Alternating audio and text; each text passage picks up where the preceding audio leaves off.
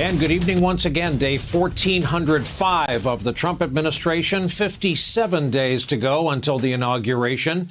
It's been 17 days since the election was called for Joe Biden. And there is breaking, though not entirely unexpected news as we come on the air tonight from Axios. First to report that Donald Trump has told confidants he intends to pardon his first national security advisor, Michael Flynn, as one does. He pleaded guilty twice to lying to the FBI about his Russian contacts during the presidential transition in late 2016. Now, in news regarding the next president, the transition has now started in earnest. Biden may receive his first presidential daily brief as early as tomorrow. More on that in a bit.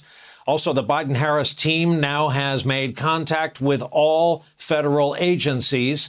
In an exclusive interview with Lester Holt today, Biden describes some of what is now taking place. Immediately, we've gotten outreach from the national security shop. We're already working out, meeting with the COVID team in the White House. I think we're going to not be so far behind the curve as we thought we might be in the past. And there's a lot of immediate discussion, and I must say the outreach has been sincere. Have you had any conversations with President Trump post-election about paving the way for this transition to happen? No, I have not heard anything from President Trump. Now, earlier today, the president-elect formally introduced his nominees for those key national security jobs in his cabinet and White House staff.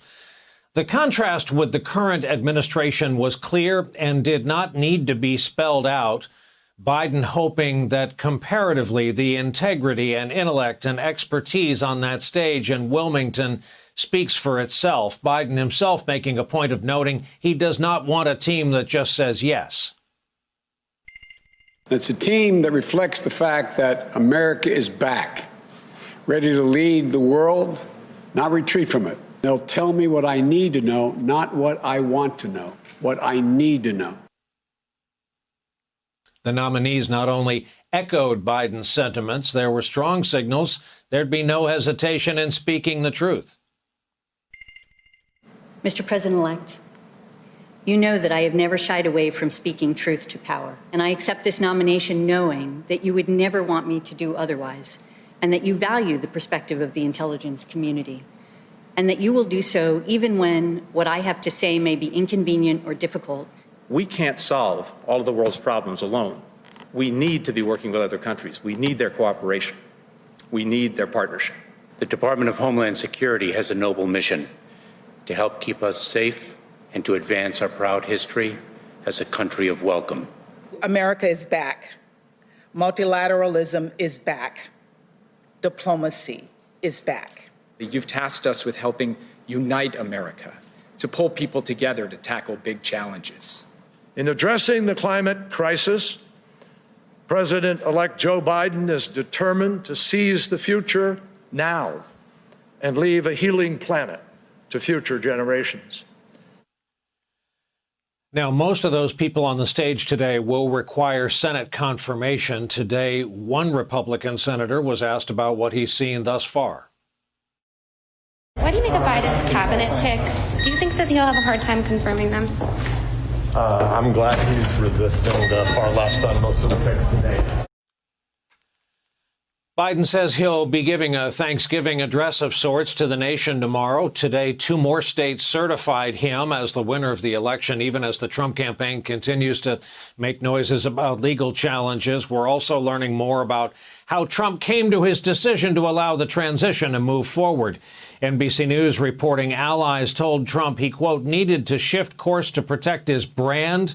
They also suggested he end his resistance to quell the protests within his own party. We did get an unexpected glimpse of the lame duck president today as the Dow worked its way to a record close above 30,000, which, remember, a whole lot of analysts attribute to the Biden transition news and Biden's naming of Janet Yellen as Treasury Secretary.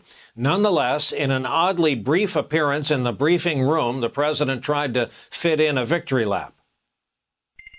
The stock market's just broken 30,000, never been broken that number That's a sacred number, 30,000. Nobody thought they'd ever see it. And it's the 48th time that we've broken records during the Trump administration. And I just want to congratulate all the people within the administration that worked so hard.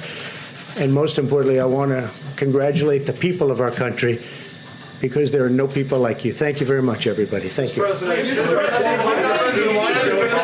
President, even if sir, why not concede for the good of the country? Sir, why not concede for the good of the country, sir?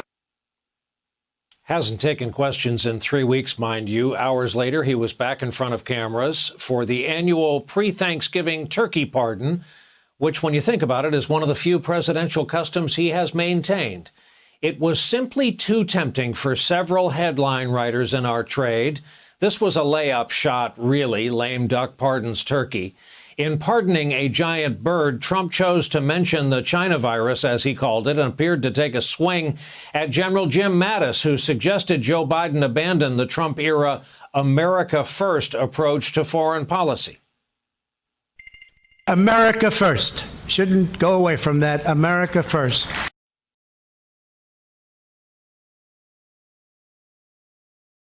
Hey there, I'm Chris Hayes from MSNBC. Thanks for watching MSNBC on YouTube. If you want to keep up to date with the videos we're putting out, you can click subscribe just below me, or click over on this list to see lots of other great videos.